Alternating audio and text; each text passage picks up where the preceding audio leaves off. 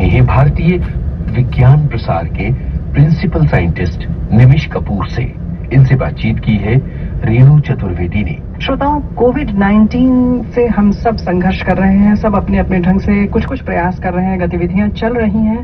हमारे देश के वैज्ञानिक क्या कर रहे हैं इस दिशा में? क्या कुछ ऐसी पद्धति विकसित की जा रही है, उस पर क्या काम चल रहा है? इस बारे में जानकारी लेकर हाजिर हैं हमारे साथ विज्ञान प्रसार के प्रिंसिपल साइंटिस्ट निमिष कपूर जी हमारे साथ हैं। निमिष जी, कार्यक्रम में स्वागत है। जी नमस्कार मैम, और सभी श्रोताओं को मेरा नमस्कार। अब हम ये जानना चाहते हैं कि आप वैज्ञानिक लोग क्या कर रहे हैं इस दिशा में? जी देखिए, और अभी हाल ही में प्रधानमंत्री ने देश के वैज्ञानिकों से भी आह्वान किया है कि वो कोरोना वायरस या कोविड-19 बीमारी से निपटने के लिए वैक्सीन बनाएं, और उस पर भी देश में चुका है जी। और एक मैं यहाँ पर आपको जरूर यहाँ पर शेयर करना चाहूंगा कि अभी हाल ही में रक्त प्लाज्मा थेरेपी पर देश में काम शुरू हुआ है। जो कोरोना से जो पीड़ित, जो काफी जिनमें सघन तरीके से जो ग्रसित हो गए हैं कोविड-19 से और गंभीर हालत में हैं, उनके इलाज के लिए इस पद्धति को स्वीकृति मिली है। देश के विज्ञान और प्रौद्योगिकी मंत्रालय में जो विभाग है, department of science and technology, उनके अंतर्गत त्रिवेंद्रम में एक राष्ट्रीय संस्थान है, Shri Chitra Tirunal institute for medical sciences and technology. तो जो चित्रा इंस्टीट्यूट है, एक ब्लड प्लाज्मा थेरेपी पर काम करना शुरू किया है। और इसको भारतीय आयुर्विज्ञान अनुसंधान संस्थान जो ICMR है, Indian council of medical research, उससे भी अनुमति मिल गई है। तो ये एक बहुत नायाब थेरेपी है जिसके बारे में मैं चाहूंगा कि श्रोता इसके बारे में जाने। जो भी कोरोना वायरस है या कोई भी रोगजनक जो सूक्ष्म जीव है, जब हमारे शरीर में पहुंचता है, हम जब उससे संक्रमित हो जाते हैं, तो हमारा जो शरीर का एक सेल्फ डिफेंस मैकेनिज्म होता है, जैसे हम कहते हैं रोग प्रतिरोधी तंत्र, वो एंटीबॉडीज का उत्पादन करता है। इसको आप ऐसे समझ सकते हैं कि जब भी कोई घुसपैठिया हमारे इलाके में आता है तो हमारी पुलिस के खोजी कुत्ते उसकी तरफ तलाश में निकल पड़ते हैं। जी हाँ, यानी सैनिक तैयार हो जाते हैं। जी, तो शरीर के भीतर भी जब भी कोई बाहरी बैक्टीरिया या वायरस प्रवेश करता है, तो हमारा जो प्रतिरक्षी है या जो एंटीबॉडी है, ये उसको पहचानते हैं और उसके संक्रमण से निजात दिलाने में मदद करते हैं। वो सक्रिय हो जाते हैं। जी, वो सक्रिय हो जाते हैं। जो ये प्लाज्मा थेरेपी, इसमें क्या होता है कि जो डिफेंस मैकेनिज्म है, उनके जो प्रतिरक्षी तत्व हैं उनके खून में, उनके ब्लड में, उनके खून को लेकर दूसरे जो रोगी व्यक्ति है उसके शरीर में डाला जाता है कि बीमार व्यक्ति जो प्रतिरक्षा मजबूत हो सके और वो वायरस से सामना कर सके। इस पद्धति पर काम हो रहा है। जी, एक बार फिर से स्पष्ट करें। जो सही हो गए हैं तो उनकी बीमारी से हम ब्लड निकालते हैं और उनकी जो एंटीबॉडी हैं, उनके जो प्रतिरक्षी हैं उनके ब्लड में, वो हम उसमें से निकालकर रोगी व्यक्ति के शरीर में डालते हैं। अच्छा, तो अब इसमें जो एंटीबॉडी है ये क्लियर हो गया, या आपको हम समझ, विशेष प्रकार के प्रोटीन होते हैं हमारे शरीर में जो एंटीबॉडी जो हमारी रक्षा करते हैं, और इनको वैज्ञानिक भाषा में इसका नाम है बी लिम्फोसाइट नाम की जो हमारी रक्षक कोशिकाएं होती हैं, उस समय खून से में बनती हैं। और अब ये वायरस, क्योंकि कोरोना एकदम नया वायरस है और अभी हमारा शरीर इसके आक्रमण को सामना करने के लिए सक्षम नहीं हुआ है, लेकिन जिन रोगियों का इलाज कोविड-19 से ग्रसित जिन लोगों का इलाज हो रहा है और जो क्वारंटाइन में जा रहे हैं और जो भी वो दवाइयां ले रहे हैं डॉक्टरों की देखरेख में, उससे वो जब स्वस्थ हो जाते हैं तो लगातार उनके ब्लड सैंपल का 28 दिनों तक परीक्षण किया जाता है कि हाँ, क्या उनके ब्लड में कोई और रोगजनक तो नहीं है, क्या कोई बीमारी का लक्षण तो नहीं है। जब ये पुष्टि हो जाती है कोविड-19 से जो व्यक्ति है वो पूरी तरह से स्वस्थ हो चुका है और अब उसमें उसके रक्त में कोई भी कोरोना वायरस के सिम्टम नहीं है और उसके अलावा भी किसी रोग का कोई लक्षण नहीं दिखाई दे रहे हैं, तब उसके रक्त को रोगी व्यक्ति के लिए उपचार में लाया जाता है। और ये उपचार कैसे होता है, जैसे कि मैंने बताया, इस ब्लड प्लाज्मा पद्धति में जो कोविड-19 बीमारी से उबर चुके लोग हैं, जो रोग शरीर से देते हैं, जिसमें से सीरम को अलग कर लिया जाता है। तो उनका परीक्षण वायरस को पहले एंटीबॉडी तत्वों का पता लगाने के लिए किया जाता है।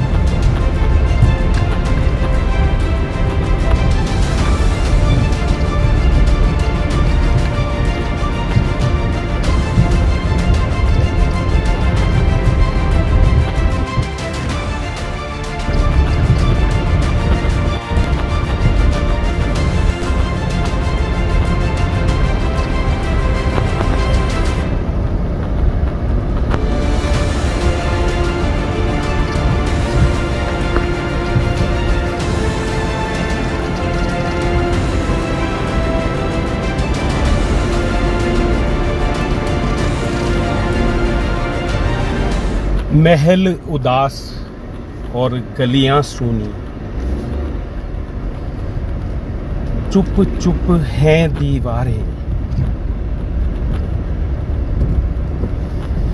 कोरोना क्या आया, दुनिया उजड़ी, हम जीवन कैसे गुजारें। नमस्कार दोस्तों, आप देखने लगे हैं टीटीआई न्यूज़ लाइव और टीटीआई न्यूज़ लाइव स्टार्ट होते होते जो परिदृश्य सामने आया उसे देखकर जो जहन में आया वो हम आपसे अभी कह रहे थे। जहन की पाकीज़गी और दिल की नफासत देखिए, मेरे इन बोसीदा कपड़ों की ओर मत देखिए।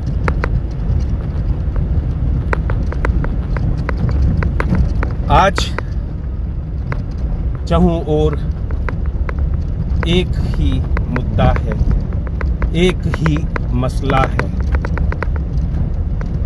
वो मसला है कोरोना का।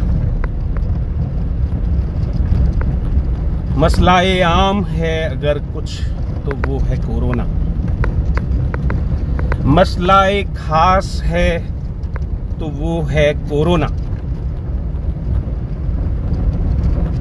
और मसला ये अवाम है तो वो है कोरोना।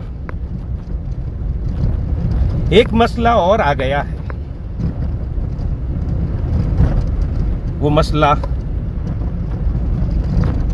पूर्व में भी छोटे छोटे स्वरूपों में आता रहता है और उस समय भी जो कदम उठाए जाने आवश्यक होते हैं वो लोकल एडमिनिस्ट्रेशन उठाता रहता है।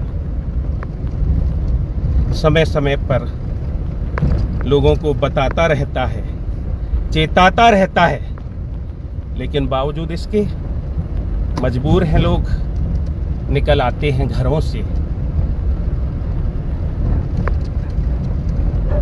और कहते हैं शायद ये बंद कमरों में मेरी सांस घुटी जाती है, खिड़कियां खोलता हूं जहरीली हवा आती है।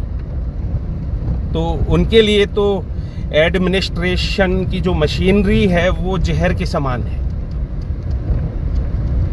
तो उनको ये लगता होगा कि पता नहीं ये क्यों, हमको कुछ भी तो है नहीं है। अरे भाई लोगों, अगर कुछ भी नहीं होता तो क्या ये आप बताइए, इसके बारे में क्या कहेंगे आप? सोनू जी, दीनो जी, ये दृश्य होता और हमें तो छोड़िए, इन सिलेंडर वाले भैया को भी 4-4, 5-5 सिलेंडर लेकर यूं लौट कर जाना पड़ रहा होता और ये बताना पड़ रहा होता कि ये मंडी रामदास वाला लॉकडाउन है। डी गेट से मंडी रामदास की ओर आने वाला ये मार्ग फुल्ली लॉकडाउन है। यहां से कोई पैदल भी नहीं निकल सकता है।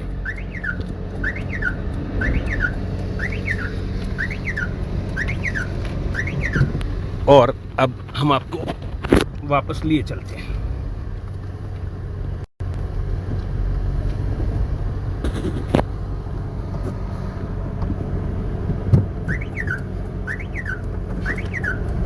न चाहते हुए भी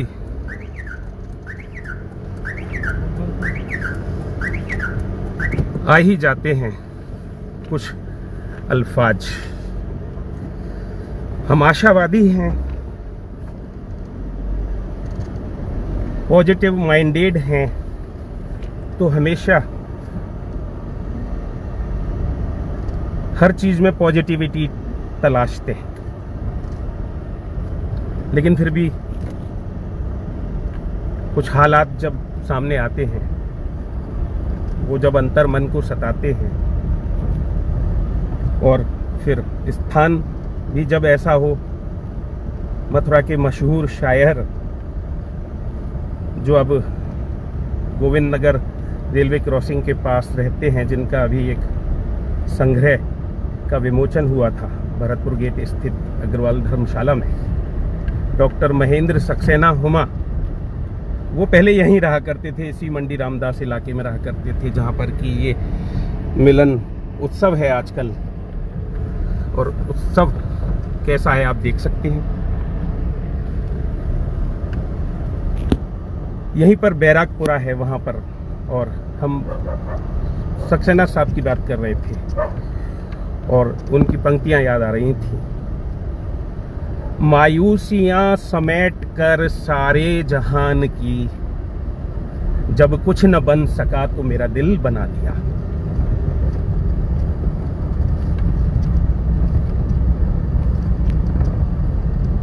मायूसियां नहीं लानी है आपको जीवन में, ये हमको कहना है आपसे, क्योंकि जीवन चलने का नाम, चलते रहो सुबह शाम कि रास्ता कट जाएगा मितवा, तू दुख से झुकना ना मितवा। जीवन चलने का नाम।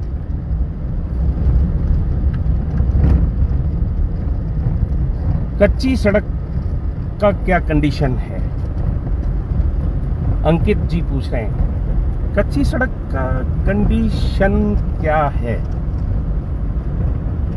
कच्ची सड़क का कंडीशन भी कमोवेश ऐसा ही है, थोड़ा बहुत वहां पे ज्यादा होगा। और आप ये मत कहिए कि कहाँ का कंडीशन क्या है। अभी आप जहां पर ग्रीन जोन हो, जो इस डिस्ट्रिक्ट या सिटी का ग्रीन जोन हो, जहां पर कि कुछ भी ना हो और सब बहुत अच्छे से रहते हो, और वहां पर भी आप जाओ, वहां पर आपको पहरा मिल जाए।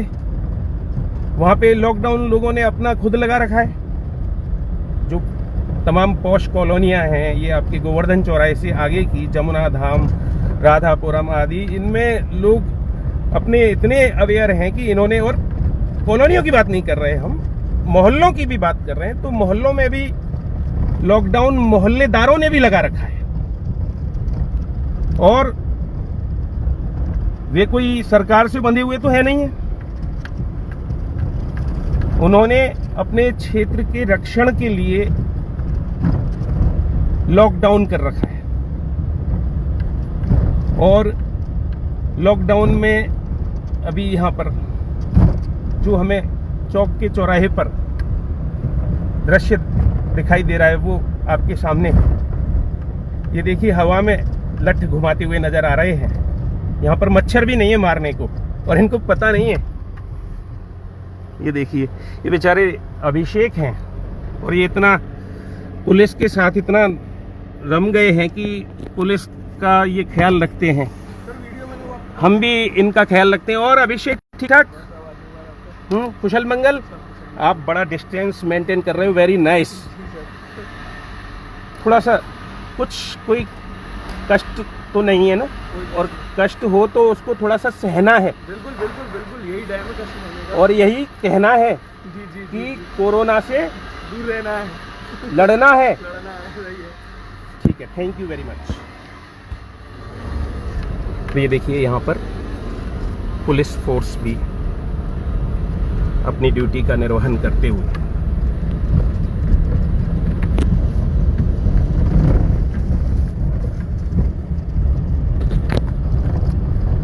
रुसवाइयाँ मिलेंगी, उन्हें खत न भेजिए, पलकों पे वेश कीमती आंसू सहेजिए।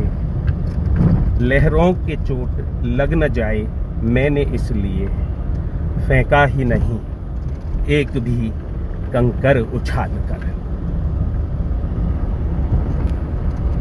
हम लाए हैं तूफान से कश्ती निकाल कर, मेरे देश को, मेरे बच्चों रखना संभाल कर।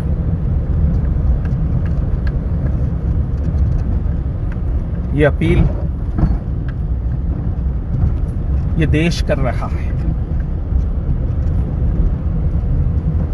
देश में कोरोना तो चल रहा है, लेकिन कुछ और भी चलता रहता है।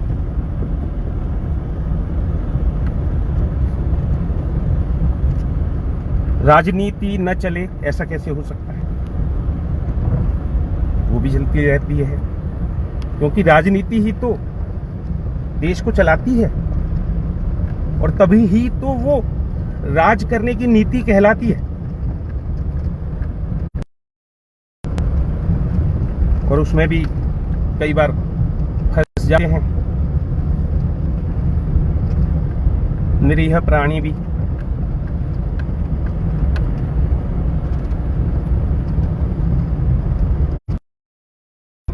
तो आप क्या कहेंगे? निरीह प्राणी ही तो है वो, उसके पास कोई सत्ता, कोई प्रभु सत्ता तो है नहीं। तो ऐसे में थोड़ा सा फोर्थ पिलर को भी यह देखना रहता है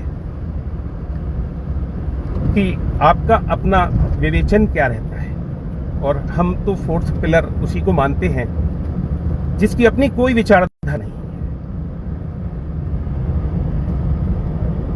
इसको हम कहें मीडिया, तो मीडिया का मतलब है तात्पर्य माध्यम। हम माध्यम हैं केवल, हम कोई पक्ष नहीं हैं। और जब सब कुछ सामने दिख रहा है तो हमको पक्ष बनने की आवश्यकता क्या है, ये बताइए आप। और कहते हैं कि हद हर चीज की होती है और हद से अधिक हर चीज बुरी होती है।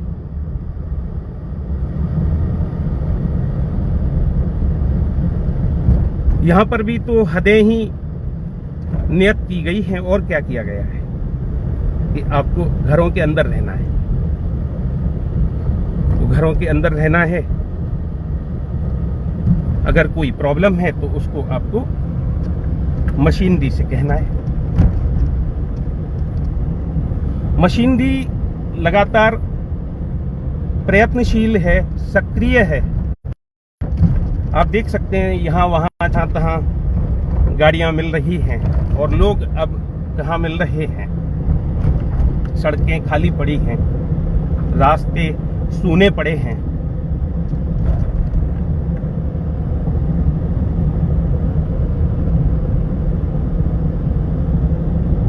राधे जय हिंद।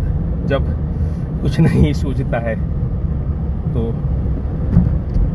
आपके पास आ जाते हैं।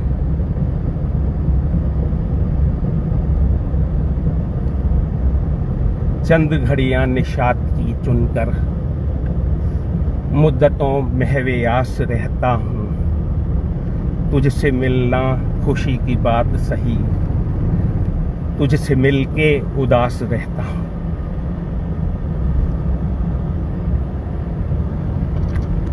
और अब ज्यादा नहीं आपसे कुछ कहता हूं। कुछ बातें रह गई हैं, उन्हें समेटने की कोशिश करता हूं इस लाइव को कंप्लीट करते करते। हम कह रहे थे आपसे कि कोरोना चल रहा है, कोरोना, और कोरोना के साथ बहुत कुछ चल रहा है। कोरोना के साथ अफवाहें भी चल रही हैं, कोरोना के साथ दुआएं भी चल रही हैं, कोरोना के साथ दवाएं भी चल रही हैं। दुआएं चलें, दवाएं आवश्यकता पड़े तो लें, अन्यथा बचते रहें दवाओं से भी। हमारी तो भारतीय संस्कृति ऐसी है, हमारा है, हमारे मसाले ऐसे हैं। यदि उनको ही हम पावन पुनीत ढंग से प्रसाद के रूप में ग्रहण करें तो दवाओं से भी आप बच सकते हैं। लेकिन अफवाहों से आपको हमेशा बचना है। आजकल देखिए अफवाहों को कौन फैलाता है? अफवाहों को वो फैलाते हैं जो समाज में विघटन चाहते हैं। पढ़ते हैं मजे लेके फसादात की वो खबरें घर जिन्होंने अपने कभी जलते नहीं देखे, तो अफवाहें फैलाते हैं लोग। हमारे पास भी सूचनाएं भिजवाते हैं लोग, कई बार ऑनलाइन ही आते हैं लोग।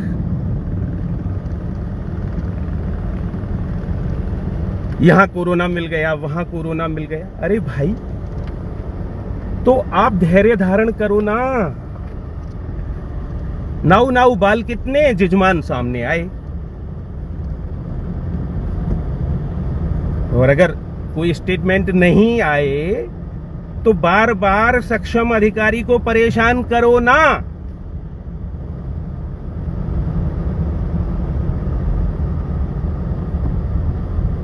अब आप सोच में पड़ गए होंगे कि क्या मतलब है इसका।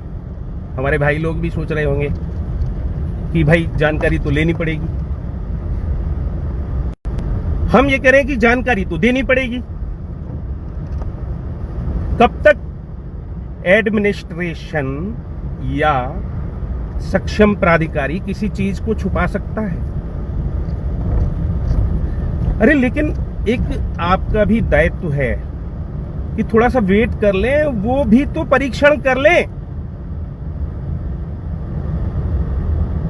कोई उनके लिए भी आसान काम थोड़ी ना है कि अभी कह दिया, कहीं से आ गया और उन्होंने कह दिया कि तुरंत साहब इतने पॉजिटिव। बहुत सारी चीजें होती हैं, उनको देखना समझना पड़ता है। और अगर हम आज अभी अलग से भी इस पर थोड़ा सा हम प्रकाश डालेंगे, क्योंकि वार्ता हुई है हमारी, जो कोरोना पॉजिटिव पाए गए हैं कौमी एकता मंच के सदस्य, युवा कर्मठ कार्यकर्ता, सामाजिक कार्यकर्ता अगर हम कहें। देखिए, जो कोरोना के केस आए हैं, जितने भी आए हैं, अब संख्या पे मत जाइए। आप संख्या तो जो आधिकारिक आए उसी पर जाइए। आप उन कोरोना केसेस में एक केस जो आया है वो इस समय थोड़ा सा चर्चाओं में है। वो इसलिए भी है कि एक तो वो कौमी एकता मंच से जुड़ा हुआ है, दूसरा वो निर्बलों और असहायों की सेवा में तत्पर बताया गया है। ये बताया गया है कि जय गुरुदेव संस्था के माध्यम से उसके द्वारा भोजन वितरण में भूमिका का निर्वहन किया जा रहा था।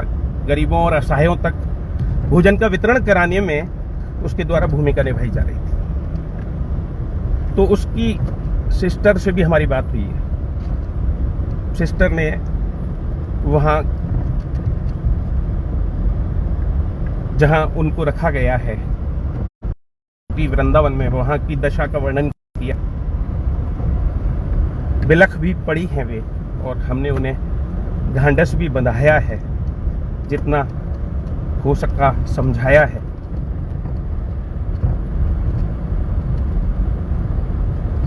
बताया है कि जो मशीनरी है वो कार्य कर रही है। कई बार कुछ चीजें संज्ञान में नहीं आ पाती हैं, तो वो मीडिया आदि के माध्यम से जब संज्ञान में लाई जाती हैं तो देखी जाती हैं, दिखवाई जाती हैं और दिखवाई जा रही हैं। हमारे द्वारा ये कहा जा रहा है।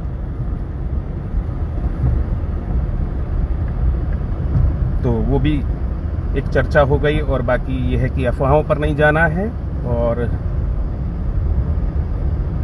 सतर्कता रखनी है आपको, ये बात और कहनी है आपको।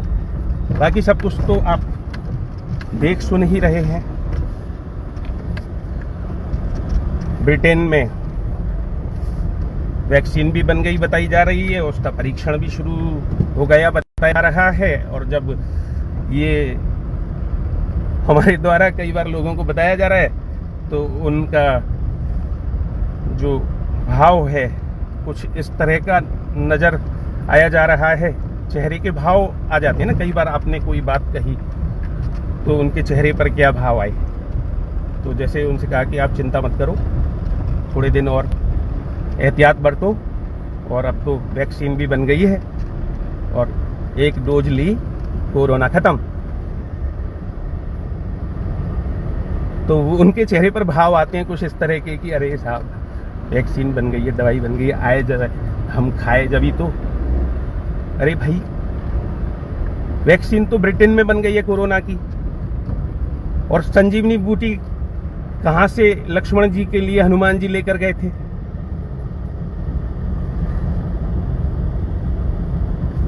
तो ये सारी चीजें समझनी होंगी। भारत भूमि की बात हम करते हैं, भारत भूमि के अलावा जो अन्य भूमियां हैं वे भी कम गौरवमयी नहीं हैं, वे भी अपना इतिहास लिए हुए हैं। तो ये जो पावन भूमियां हैं, ये जो प्रकृति है, इसने तमाम आस्थावान क्षेत्रों में तो तमाम बचाव के साधन दिए हैं और सामान्य रूप में दिए हैं। अब हल्दी को ले लीजिए,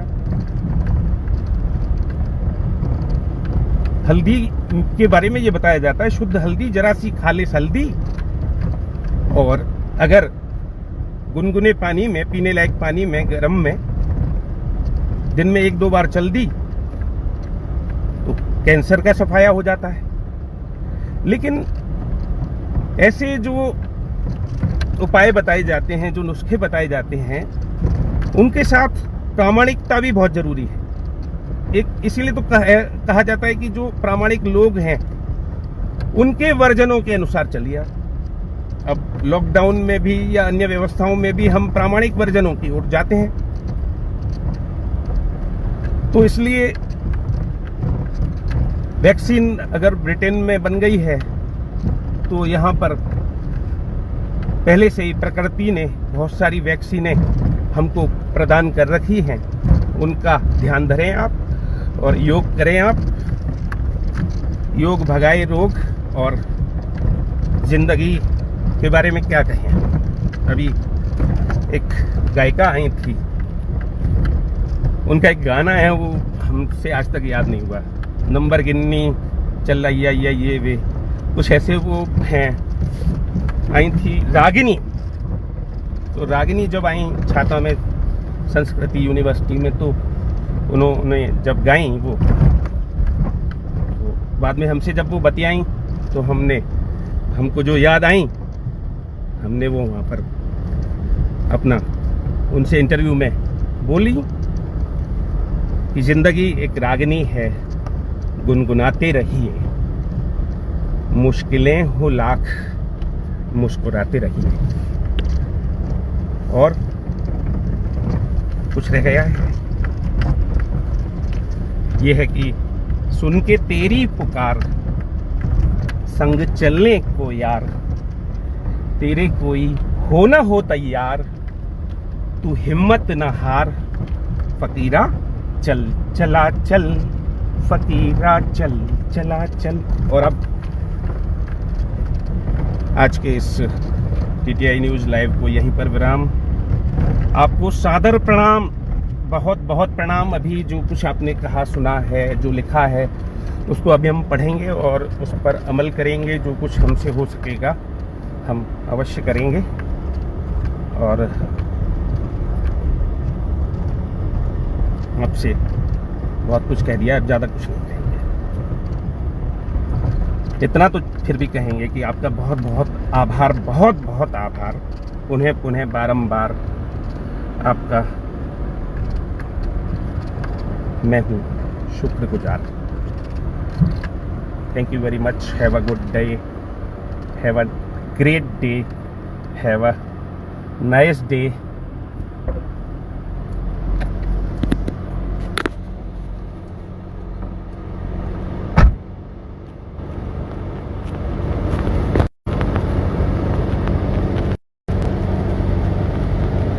जय माई की, जय श्री राधे, जय श्री कृष्णा टू ऑल।